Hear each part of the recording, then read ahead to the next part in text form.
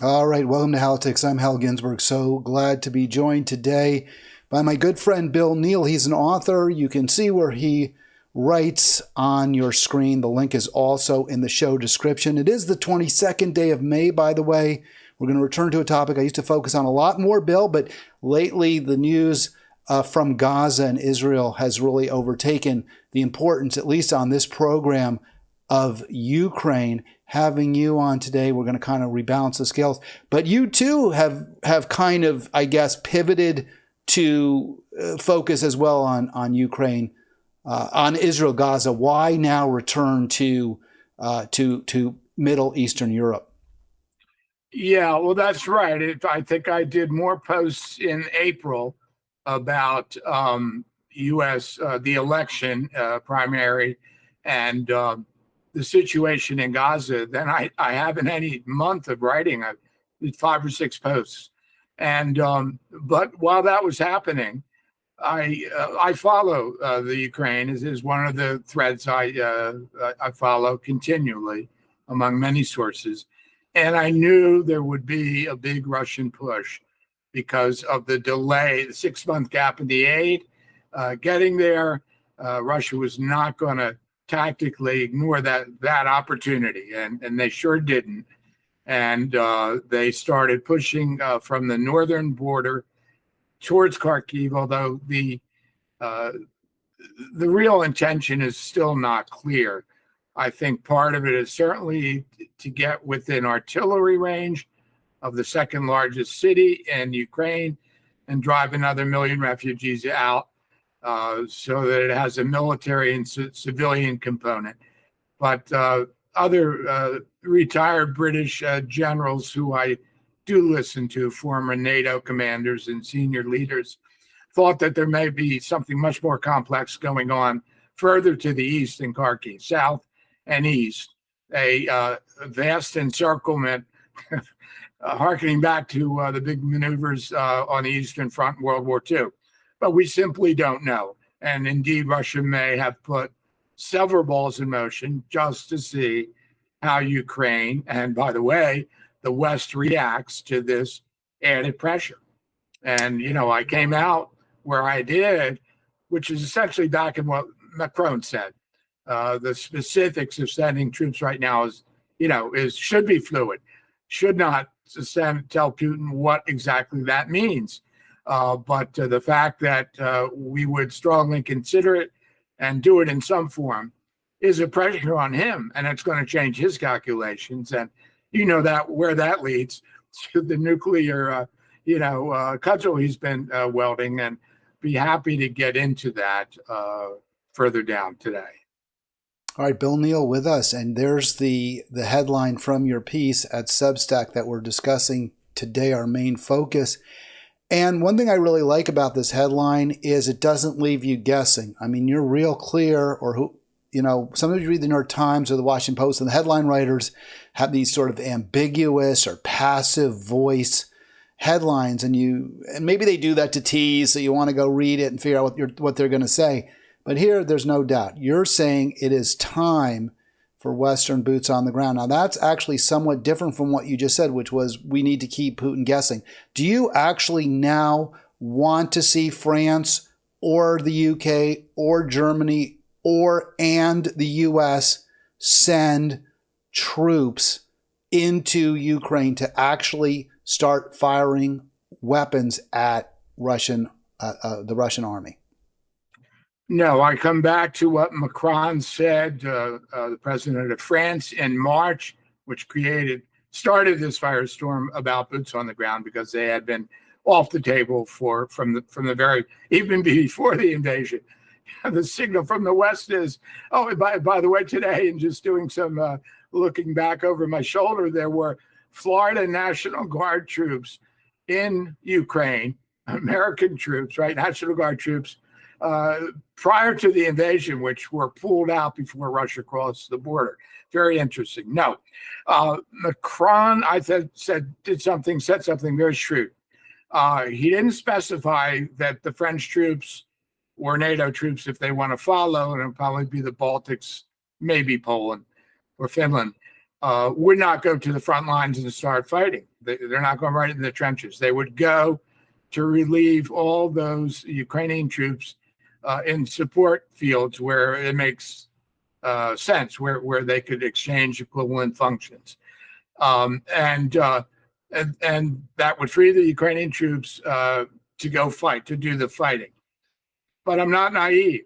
I mean, it is a slippery slope, and I put it in my essay that Putin certainly, he's already said it, he'll try to missile those troops, whatever their role, even if they're, back towards the far western part of Ukraine. So, once you say boots on the ground, and follow up from the president of Ukraine yesterday in the New York Times, where's the air defense? And certainly France is not going to send their troops in whatever role, even in the rear and trainers, without sending air defenses. So there you are.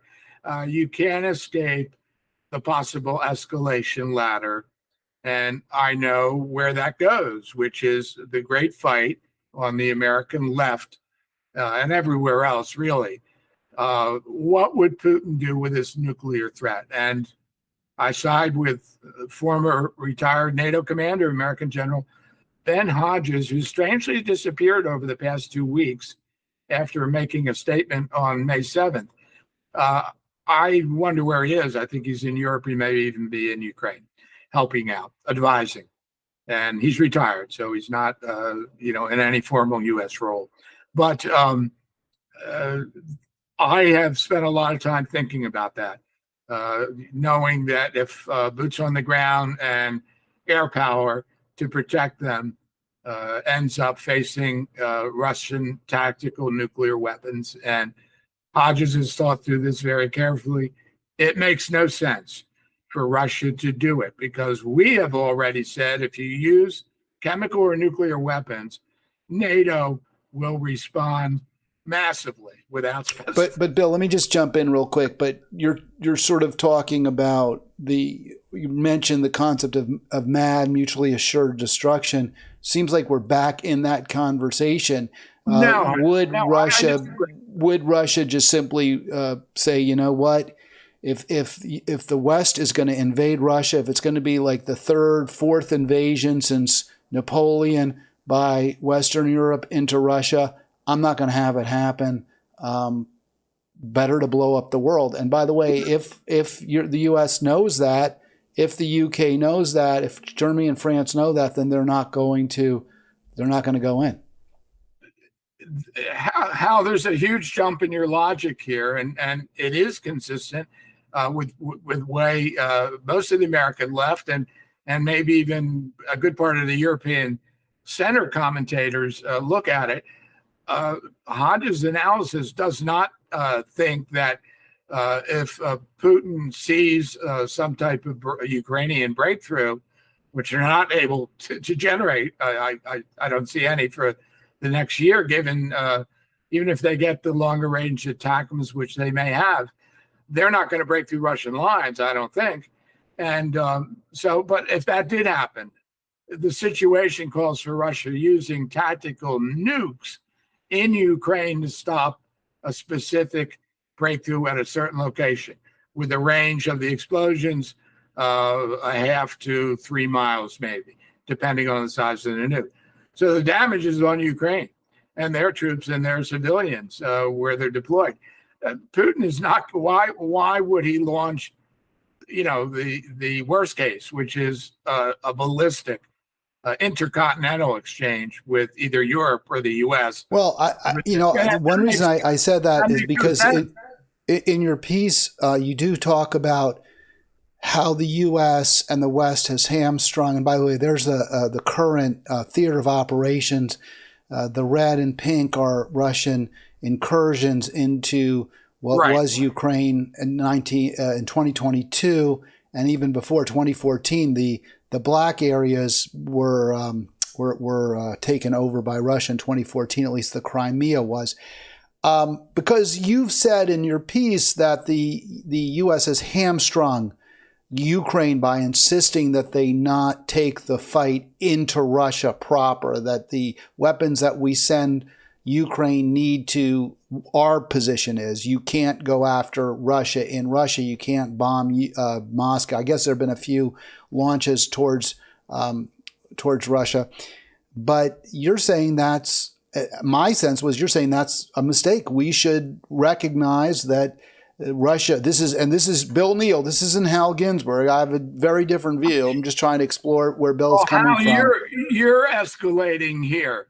Let me make a very clear distinction where international law says a country who is invaded is entitled to strike at the sources of the invasion, including the invader's homeland, wherever that is. But that's not the intent of the ATACMS that the longer range, 300 miles roughly, that we had denied, I think are there, and they're slowly being used without a public pronouncement. But they're not going to attack Moscow. The attacks from these little drones with tiny warheads have had no effect. Ukraine's effective attacks inside Russia have been on oil and refining capacity to slow the Russian war machine down. And that is even with better weapons and aircraft. I think, it's not to attack Russian cities, it's to attack the logistical nodes, if they're inside Russia, that are supplying the attack inside Ukraine. And that makes, that's the difference. So, right away. Now, Russia may construe this. They can rhetorically, as they always do, claim that's an attack on Mother Russia, right? That's what how they would present it.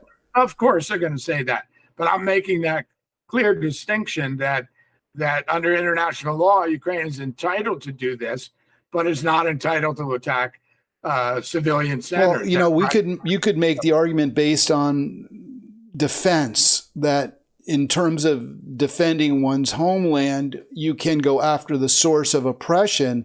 One could argue, I think plausibly, that the Palestinians therefore were justified on October 7 when they attacked the civilians and many Israeli troops as well on that date. But I don't think that's the way the West viewed it either, right? No. I mean, we're going to argue all day long over whether it's self-defense or whether it's an atrocity or whatever. So to me, again, I would, get to this point. Why engage Russia militarily at all? Why do we need to do that?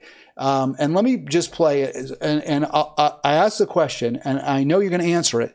And there's a lot in that headline, by the way, that, this is Ukraine's summer of 1940s. We can look at the map in 1940 versus now and see if that's a fair characterization. But I just want to play this video. This here is from France 24, and I think they do a pretty nice job of kind of explaining, where Russia says it is, where the West is right now. So let's see if we can get this video up. And yes, and I use it. They're one of my listed sources if people want to find out. They're very good. Yeah. And the link, by the way, is in the show description. So you don't have to sit there and copy down williamrneal.substack.com. You can, but it's in the show description. So let's play the video, and then you give us your reaction to its credibility, if it's accurate, and your thoughts. We'll play some of this now. For more, we can speak to Alexandra Filippenko, a political analyst joining us from Vilnius. Hello to you, Alexandra. On the one hand, we have Ukraine's president saying morale is low, that there are not enough troops. On the other hand, we have Vladimir Putin, who says he just wants to create a buffer zone. Given these public declarations from Ukraine's president, is there a risk that Russia might try to push further into Ukraine rather than just creating a buffer zone? All right, let me stop it there for a second, Bill. So this is, just so people know, this is 3 days ago. This is very current. This is not like from 2 years ago. He could have been saying the exact same thing, Putin, 2 years ago. But this has been Russia's position from the jump, right, Bill, is that they want to be protected from the Ukrainian-speaking majority that is, mistreating the Russians in the East. and they are very much afraid of American and Western troops in Ukraine. They just want to, Putin just wants a buffer zone. That's their position, right? Yes, and I'm glad this is a good point to raise, Hal. I mean, this concept of a buffer zone, like it was protecting Russia, is actually, and we can't prove it, but the military analysis I've read indicates that that's going to be a very wide buffer into Ukrainian territory, and the idea is to engage and draw as many Ukrainian top line units from other portions of the 600-mile-long battle zone to that area and allow Russian breakthroughs in other places. And a dual objective, the wider the buffer, the closer their artillery gets to Kharkiv itself, and that'll be the end of Kharkiv. It's being bombarded already now with the long-range Russian instruments, ballistic missiles, and those glide bombs that have proved so effective because Ukraine has no planes in the air to stop their launch points, which I think are in Russia. They glide a long way, 40, 50 miles. And they're very powerful. They have huge warheads, you're talking 1,000 to 2,000 pound explosives. So, buffer zone. Yeah, well, boy, let's pick that concept apart. It's pretty shrewd to phrase it that way. The analysts, I really don't think that's what's going on. All right, let's play a little bit more of this clip. We're going to play maybe another minute or so more. Here we go. It seems like Russia wants to push further because, of course, President Putin many times have said that Russia has no plans to take Ukrainian cities. At the beginning of the war, just a day before the war started, President Putin, the full-scale invasion started in 2022, President Putin said that Russia has no plans to take Ukrainian territory. It only wants to free some territory on the eastern part of Ukraine. So now President Putin is saying that Russia has no plans to take Kharkiv as of today. That's what he said when he was in Beijing. So maybe we should take note of that as of today.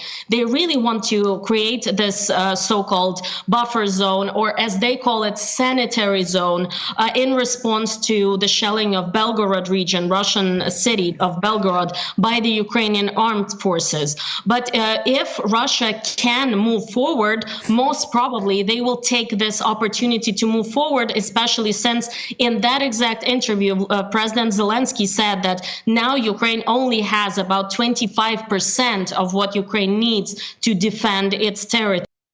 All right, so there, she was going to just say territory and then move on. I had to cut it off at some point. But, I think that's all jibes with what you've been saying, Bill, but I'm going to turn it around and ask you, well, why don't we take Putin up on his words? Why don't we say to him, okay, you want a buffer zone? You've already conquered 18%, 20% of Ukraine. We're not going to say you have to give it back, but what we are going to say is that's going to be what you call the buffer zone. We'll call it a DMZ, a demilitarized zone. It's not under Russian control. There'll be some sort of UN patrols. Wouldn't Putin at least consider that? Isn't it worth pushing for a ceasefire rather than upping the ante and demanding that Russia get out of Ukraine altogether? How I didn't want to get into this right away, but the answer to that question depends on who you think Putin is and what the nature of his Russia, of the Russia he has built since the nadir of the Russian economy, a 50% drop in GDP between 1991 and 1997, worse than in our Great Depression. Okay, that's what he inherited when he came into power, 2000, 2001. What has he done with that? As the number of NATO troops and weapons declined, even as the number of nations included formally in NATO increased, Russia was expanding its military and its technological military investments in high-speed weapons, cruise missiles, ballistic missiles, the hypersonics, and training Russian special forces. And in addition, also greatly augmenting the Russian propaganda capacity. But let me come back to the facts on the ground in this truce zone. Let's be clear. The Ukrainian villages on the Ukrainian side of the border that Russia has so far, quote, taken, haven't been liberated. They've been obliterated. They have been just either burned entirely, and that's clearly the intent. If they're part of, if Ukraine is defending, they're being shelled and burned to the ground. So there are 8,000 refugees fleeing from the buffer zone right now, and where Putin intends to go and whether any type of truce would be viable. Zelensky's never going to go for it under these circumstances. And the reason I got to boots on the ground was because of the gap, all the dalliance in the crucial weapons that he's been asking for 2 years, right from the get-go. Anti-tank weapons in the hands of infantry is one thing. The ability to really strike with power are missiles and airplanes and artillery and tanks. And we've shortchanged, as has NATO, Ukraine on all those points. A couple of exceptions, a few German cruise missiles and a few British, and short-range American attackers. Not enough. Russia, their military doctrine is based on intense artillery barrages. That's the way they fought in World War II.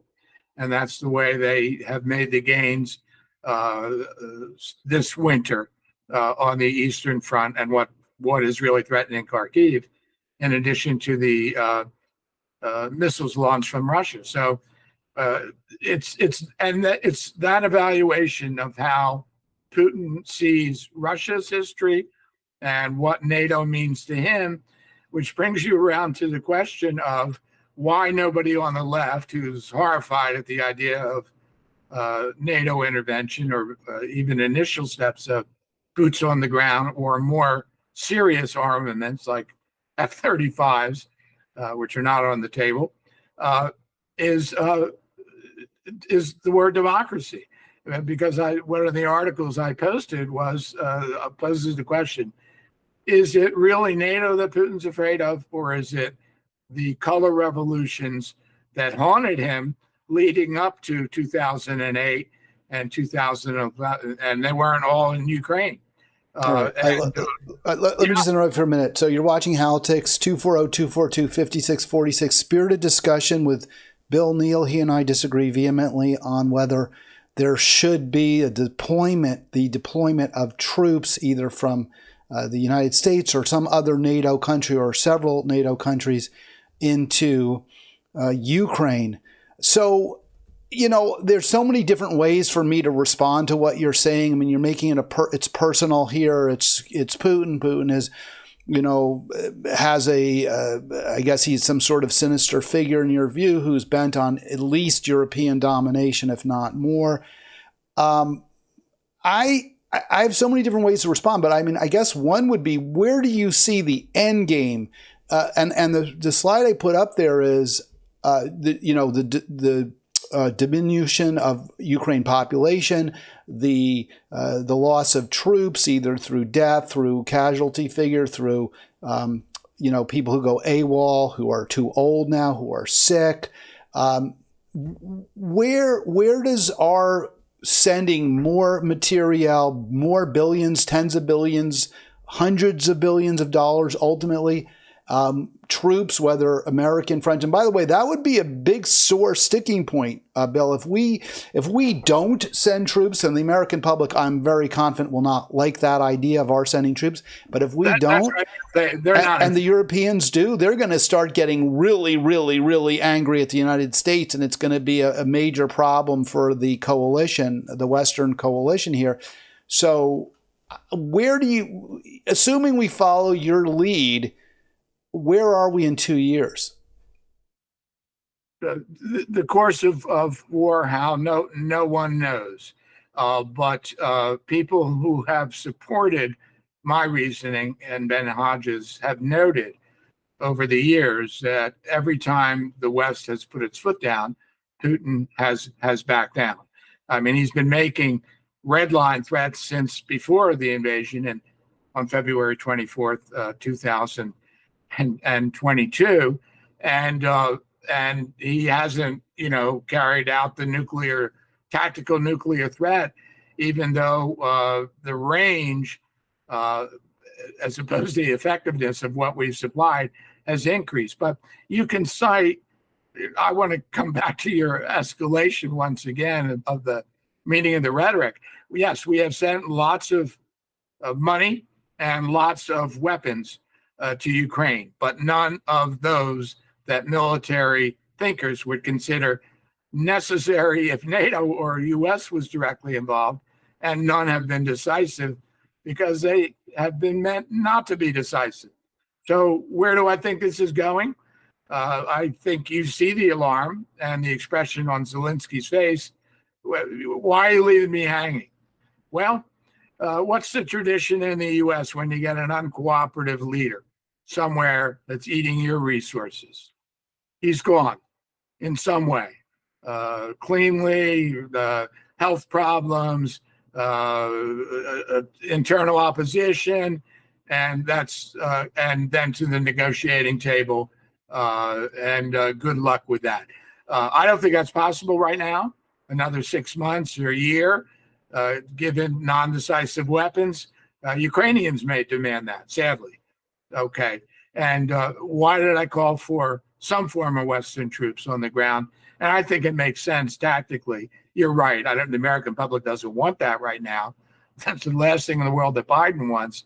But French, Baltic, and perhaps Finland, maybe Poland, although that doesn't look likely right now, to relieve Ukraine of backcountry duties to send more fighters to the front, because the crisis and the analogy I drew to Britain and it was Britain in 1940, where we were sending Lend-Lease, right, but not troops, and no commitment yet because we were not at war with Germany or Japan, for that matter. So in a sense, Britain was standing alone, like Ukraine has, without the key decisive intervention of the empire beyond the seas and U.S. forces.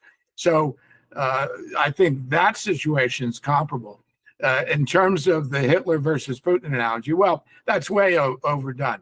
Putin cannot put 1 million troops on the Ukrainian borders the way Hitler put 3 million on Russian borders in the summer of 1941, prior to the invasion. So that's not a fair comparison. And I've never envisioned that Putin wants to march into a head-on confrontation with NATO. The real analogy with Hitler was in Hitler's incredibly shrewd psychological and military diplomacy between 1936 and 1938, where he used the presence of ethnic Germans in any number of countries, starting with the Rhineland and Czechoslovakia and Austria, to advance German interests, knowing that the West would concede those arguments that they were not ready to fight in those years. And German generals were worried that Hitler was going too far out on a limb, that if the West called their bluff early in 1936 over the Rhineland reoccupation, Germany would lose. So, I mean, it was incredible daring, but I think the important factor was Hitler's psychological insight of the West, frozen by the cost and the horrors of World War I, was not ready to come in, no matter what was going on inside Germany, no matter the nature of the German regime. And in one of my comments to my posting, I said, go back and look at John F. Kennedy's dad, who was ambassador to England, what he was saying with 3 military-age sons. Could do business with Germany. I don't like what's going on there, the persecution of the Jewish people and so forth, but it makes no rational sense for the U.S. to wade into this European war in much the way people today say, what's the American national interest in Ukraine? Well, if it's only Ukraine and Putin it will be content with bringing that back within the orbit, and the West will suspend its fixation on human rights. Let me say this because Professor Mearsheimer is let's get to Mearsheimer in a bit, because there's a lot for us to chew on there, Bill, and I just want to respond to some of it. So we talk about Britain in 1940. Just let me go back. I showed the maps of Europe. This is actually, it's a little bit anachronistic because this is 1941-42 when Germany was at the height of its success, the Nazis, although the seeds were already laid for its ultimate loss. The invasion of Russia was, fatal. Ultimately, was the fatal move by the Nazis, and coupled with the idiotic declaration of war against the United States. But you do get a vibe from this image that England absolutely stands alone there. The red is the UK on the left, and Russia. At that point now, Russia is in the war, but summer of 40, Battle of Britain, Russia was an ally of the Nazis. So you really had England completely isolated, zero allies against a much larger country. Germany had a much greater population and a more advanced army in certain ways, but in other ways not. So not Navy, and not necessarily even Air Force, although the Air Force was bigger, their planes weren't necessarily any better, nor were their pilots. So there's a lot of, some nuances there. But certainly England was in a very, very, very bad situation. The situation today with Russia is so completely different. If anything, Russia would seem to me to be more like England. I'm not saying that we should feel sympathy for Russia, not in the least. But Russia's up against Russia is losing population. Russia is much smaller than the West. So I don't see that there's a real analogy. And Ukraine is a little small country, and it's also not really, I don't think, some sort of bastion of democracy whatsoever.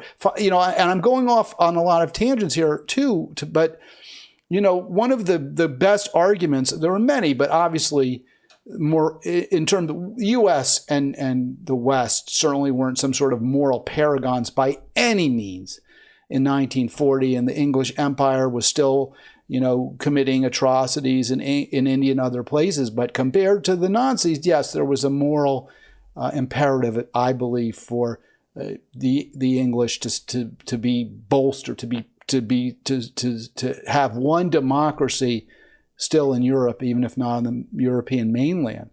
That's just not the case now. Our moral authority is so compromised by our support of tyrannical regimes around the world, most especially in, obviously Israel today, but in other places too. So I'm still at a huge loss. I don't see the strategic value of fighting on in Ukraine. We haven't given peace a chance. Certainly we tried, in many ways, or the West tried very, very ineffectively and perhaps counterproductively to make peace with Hitler.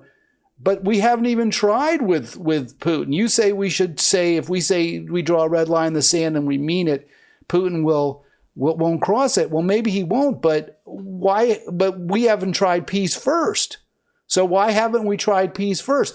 Peace and appeasement was tried with Hitler, and he clearly wasn't appeased. And then he started war, and we didn't draw red lines in the sand when he invaded Poland, when he invaded France. There was never any real push against the Nazis until they had taken the complete control of Europe. That's totally different from the way we've responded to Putin. Well, Hal, first let me say that in the summer of 1940, when Britain stood alone, it was air power, their RAF, that saved them from invasion.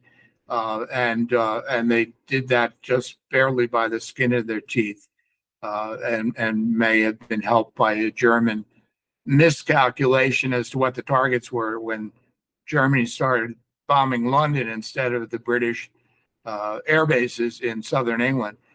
Most people feel that was a huge tactical error, and that gave the breathing room for England to survive and for Japan to bring Germany into the war.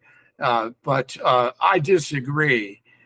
If you go look at the troop totals of NATO in Western Europe at the height of the Cold War, in the hundreds of thousands of American troops and vehicles and tactical nuclear weapons, we were the tactical nuclear brandishers throughout the Cold War, because despite having hundreds of thousands of American and British frontline troops in Germany and the Fallujah Gap, we were the ones who didn't think we could stop the size of the Red Army, which was the most powerful ground force in Europe at the time, and they had nukes as well. So what a role reversal. But compare the size of those NATO commitments to today before we got to 2014.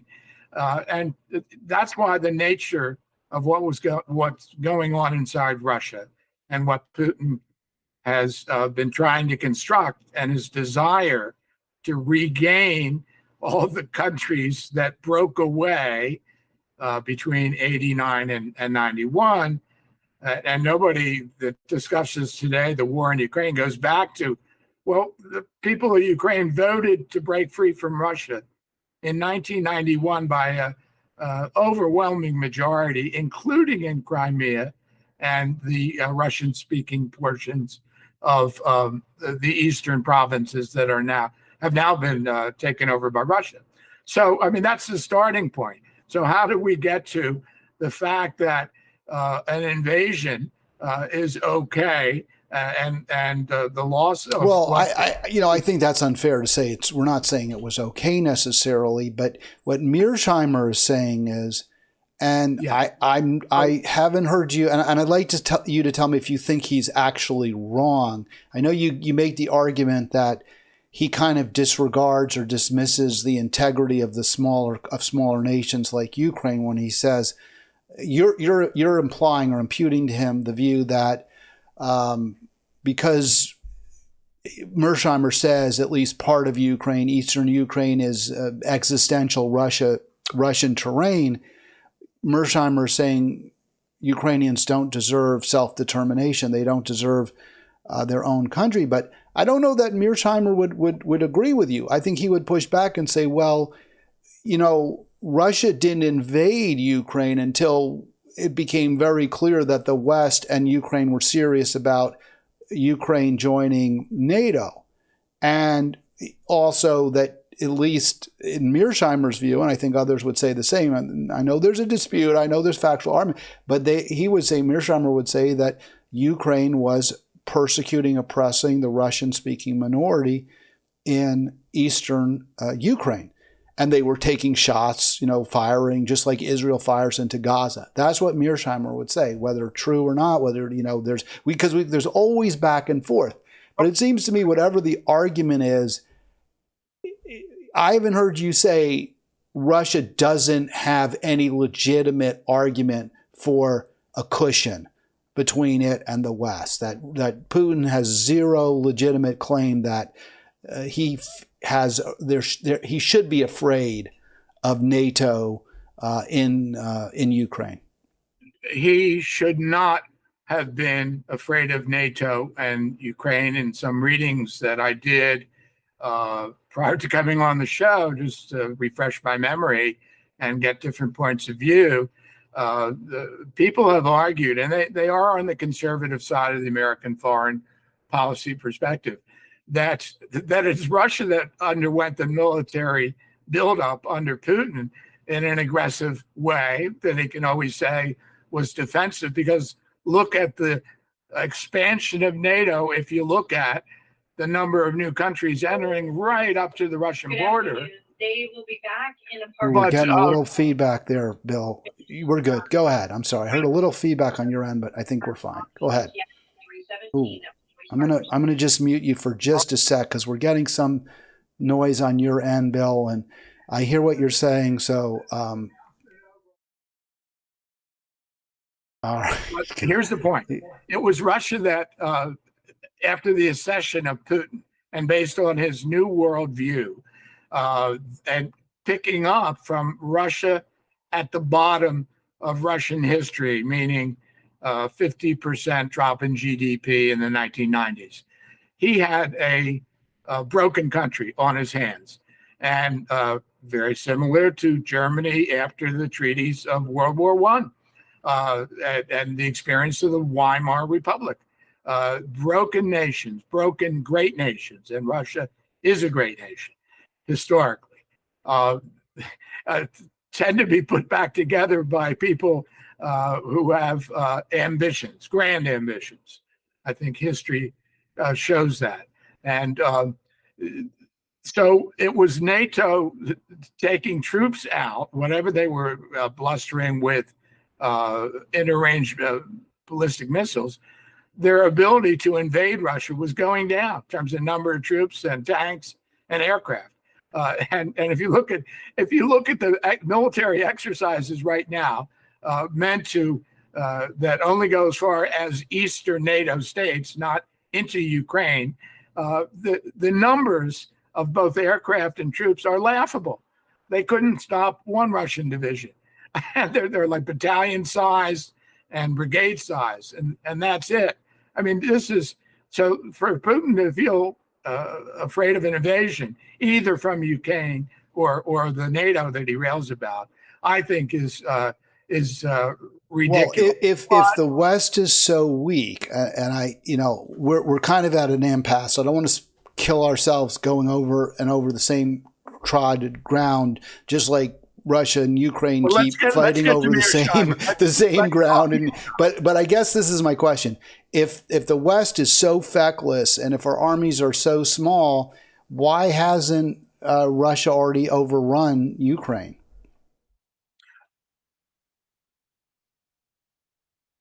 Because Ukrainians have fought very, very well. They're fighting for their lives, and they know what happened to the villages from inside their country, and even their large cities under Russian aggression.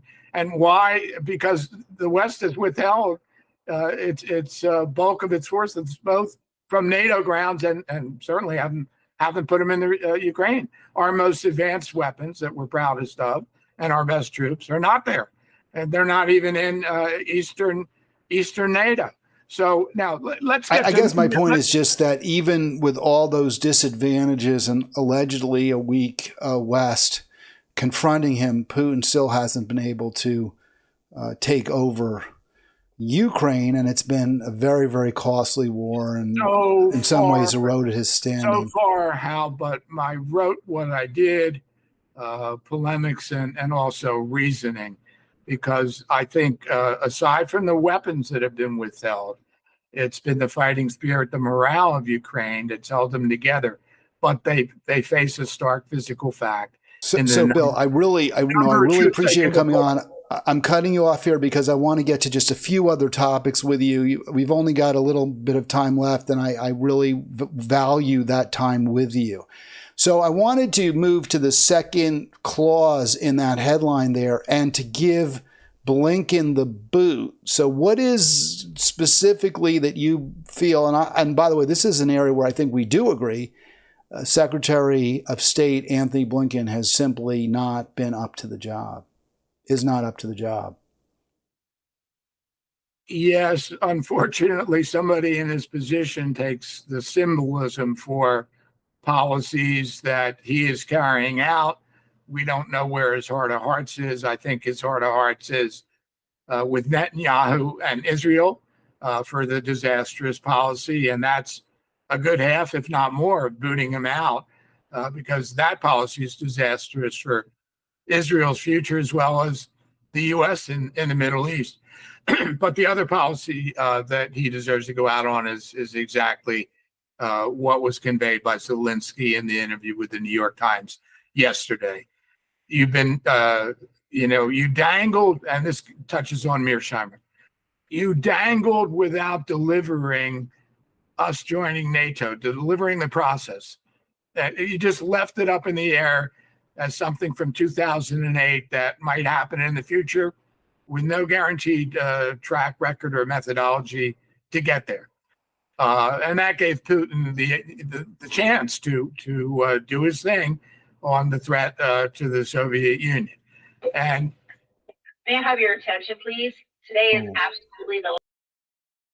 All right, so I'm just going to mute that because we're getting more from Bill's end, and I'm not clear whether who knows, but I can actually hear it. You can't now because I turned it off.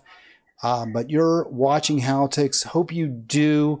Click subscribe, click like, and please comment. I've been very gratified by the large number of people who have been watching my latest videos. It's been awesome. So we're going to try to keep that momentum going. And today's program, I think, is one that I'm very proud of to have Bill with us. Bill, back to you. Where are you, in an airport? Not trying to be funny, but I'm just curious. I live in a joint residential home for retired people. So there is a central, it's like high school, loudspeaker and broadcast from the central office. Unpredictable. There's no timing or advance notice. It just comes in. I think we've heard the last of it today. I shouldn't have, when I said that, I should have realized. And I look at your background it's like a library, it's like a study, right? You're in your home. So it wouldn't be an airport unless you were like in a Capital One lounge or something and they had particularly nice. I had to leave about 30% of that library behind when I downsized to move here. And it's a very sad day. So I hear that, man. I'm getting older. I'm not quite probably at your age yet, but this is something my wife and I discuss on occasion. And, I see I know we're totally going off on a different tangent, but since we started there, we see my mother-in-law in a home, and I'm just thinking maybe I'd rather just have you put me on an iceberg or something. But that she's happy, she likes where she is. But personally, that loss of independence, I don't think that's because of the home. That's just as you get older. But again, I'm, just give me some morphine or something. I don't know. That would be very tough for me. Well, how it was a choice forced upon me. I would not have chosen this route, and I postponed it for as long as possible. But it was out of my hands given my where I lived previously in the heart of Frostburg. But should we do Mearsheimer now? All right. Well, you've been talking about him. I know I sort of digressed there, but next time turn off your PA or something, because you got yourself into this one. Real quick. We've only got a few more minutes, and I had one or two more issues I wanted to get to, maybe one more.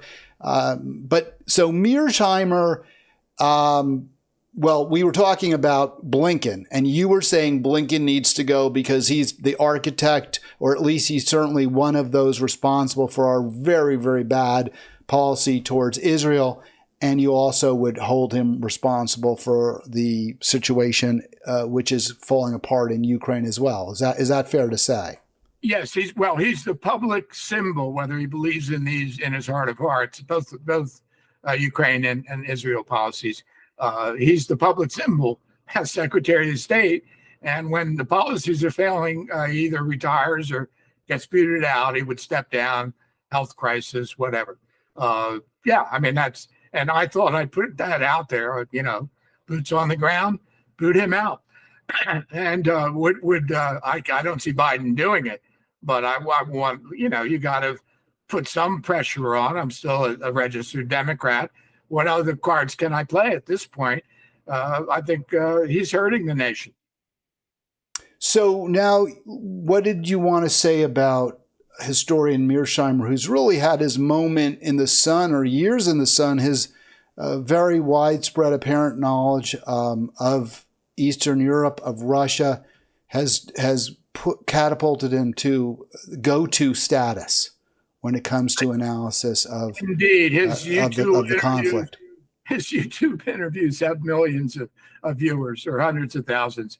Okay, very complex attitude.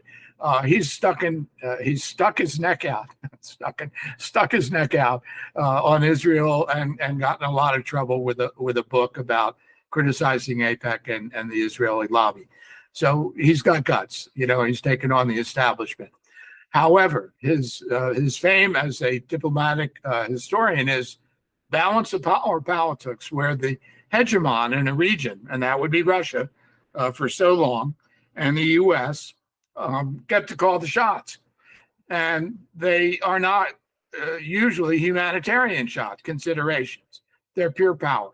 And while, it's a good part of Western history and world history have been lived under that premise. But we have something called the Human Rights Revolution, which grew out of the horrors of World War II. And it reminds us, if you want to take, I think, the bad side of pure power politics, look at the way the U.S., the power hegemon in the Western Hemisphere, behaved towards Central America under Reagan. Human rights? No. The oligarchs, the landed oligarchs in any number of countries there were slaughtering any type of opposition. And prior to that, so I agree with you 100%. I'm going to cut you off here because we totally agree on this. Mearsheimer complain about it because that's the right of the power. So I don't know where Mearsheimer has been on Latin America, and I agree with you. If he hasn't condemned the very, very heavy foot of American imperialism on Latin America, and let's be fair, it's not just Reagan. I mean, this has continued through administration after administration to the current day. It goes back at least to the 1890s and Cuban Revolution. There were filibusters before that. So yes, this is just American policy is treating our neighbors to the south very, very badly. Because of that, though, don't we have kind of a weak argument that we would know better for Ukraine what's in their human? I'm not saying that because we abuse human rights of the people who are our neighbors to the south, because Hillary Clinton, supported a military junta in Guatemala and overthrew a socialist, because Richard Nixon did the exact same thing in Chile. I'm not saying that because we did that, the people of Ukraine don't get to be free. What I'm saying is, I don't trust us. I don't trust our government when it says we need to do this to protect the integrity of the Ukrainian people. I don't trust our government when we say Zelensky is a statesman and puts the best interests of the Ukrainian people first. I don't necessarily believe that. American hypocrisy makes the course of action that I'm advocating problematic. How there's no question about it. They're fair points, and I can't disagree with them. And that is the general tenor of most of the American left hypocrisy. However, if you'll notice the discussions who are the people most opposed to U.S. intervention in Ukraine don't talk about the nature of the regime that Putin has constructed since he came to power in 2001. Dead dissidents, poisoned dissidents, crushed journalists, pursuing critics abroad. Someone shot in Spain recently. I mean, this is hardball. This is, and human rights in Russia? No. Gay, lesbian, no, it's a Russian Orthodox Church, men and women. It's back to the 1950s with a vengeance. And Ukraine. So here's my response to that. Ukraine doesn't want any Putin's a bad guy. I wouldn't want to live in Russia. I don't dispute any of that. Well, and the Russian people deserve better.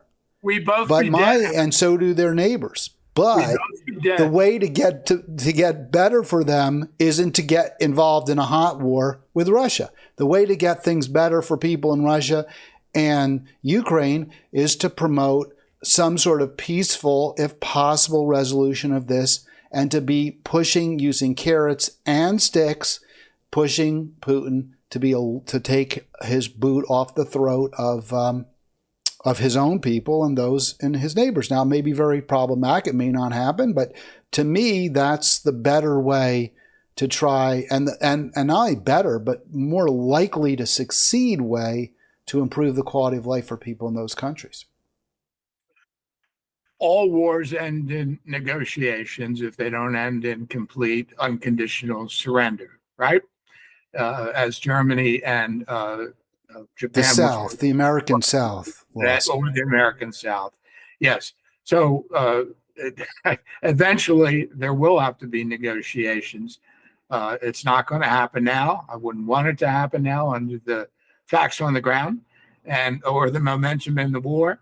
And maybe pretty clearly, in my mind, the best way to get to the end of this war is to give Ukraine the tools that we haven't. And that starts with boots on the ground so that their backyard troops can go to the front lines and engage the Russians. And with all the caveats that I'm not blind to the ladders of escalation in terms of the way the military fights today. And by the way, we talk about aircraft. Where are the American advanced drones, the Reapers and the Predators? Nice names, right? Reapers and Predators that we haven't supplied to Ukraine. They would be extraordinarily useful in a battlefield dominated by drones now. The most advanced Western ones haven't been given. Listen to Gazans talk about what's flying over their heads. It's really, the situation in Gaza is so bad, and we really haven't touched on it, but complete humanitarian crisis. So before we let you go, Bill, I really enjoyed this discussion. I know we got a little heated, a little bit of back and forth, but I hope you feel like you were able to make your points effectively and as you wanted to. I think you did. To be honest, you didn't convince me, but I certainly didn't convince you either. So we'll have to agree to disagree. Any quick thoughts on, and the last time you were on, I just kind of want to circle back to that conversation we had about the U.S. Senate race in Maryland. You had endorsed David Trone. He actually lost. I was surprised. He had been ahead in early polls, although the latest poll had also Brooks ahead. I honestly don't see much difference between the two. I know your bigger concern was, can she defeat Hogan? Is that still your concern, and does it really even matter in the end? Well, I'll be voting for her, despite having endorsed a different candidate. That's Angela also Brooks, by the way, the Prince George's County. Right. Because the facts on the ground in this election versus Trump and the Republican right in congressional and senatorial races are, it's an existential election, as the Democrats are always trying to make elections existential choices. But I think this one really is. I mean, and I said Trump is a suicide pact with democracy, and people that will facilitate him, I feel the same way. So, it's hardly a choice. And I don't know her that well still. I can't say whether she's going to be the last poll that had her beating Hogan, you should be pleased to note, also has her comfortably ahead of the last poll that had her ahead of Trone, whom she defeated in the primary. That's the Hill poll. That poll also has her now comfortably ahead of Hogan. Well, that's good news. That's good news, Hal. I mean, I'm a critical voice. I try to be a responsible one, and I want democracy to survive here and in the far reaches of Central and Eastern Europe. Yeah, no, I thought your point was, I agreed with it, that Trone was probably a little more electable than also Brooks. That really did motivate me to vote for Trone, although I did ultimately vote for him mainly because of the endorsement he got from the schools. That was a big one for me. And there were some other little factors. Union, the union seemed to prefer Trone. I don't like either one, but the electability for me wasn't a big factor at all. But that said, I agreed with you. I thought Trone would be the more electable candidate, but I'm backtracking on that because of those polls that we saw that had also Brooks running neck and neck against Hogan with Trone or ahead of them both. So I think we may see some good results. Yeah. We want to get you back again soon, Bill. Anything final? I mean, I think we kind of plowed the ground pretty much. I mean, we could talk about this for hours and hours, but was there anything that's in your mind, that you really wanted to get out with respect to Ukraine? No, and I think this is a good time to pause because events on the ground and diplomatically are going to have to be given the time to work to see where we are in 2 or 3 months. I laid out the worst case, which is that the U.S. decides Zelensky is more trouble than he's worth and he's gone. And then you get to a bad settlement, which I don't think will last, not last happily anyhow. So, but that's the worst case. I can see some others, none happening in this year. No clear, decisive breakthrough for either side in this year, unless Ukrainian morale and their lack of manpower is just too much to overcome. And that's a possibility. That's not what the experts are saying, but that consideration led to me to write to what I did. I stuck my neck out. All right, that's Bill Neal, and I'll be back tomorrow on Halitics. We're going to have a Thursday with Arlen, and we're going to go back to some of the topics we talked about yesterday with respect to AOC, especially, and her progressivism or faux-aggressivism. That's tomorrow on Halitics. Thanks, Sam.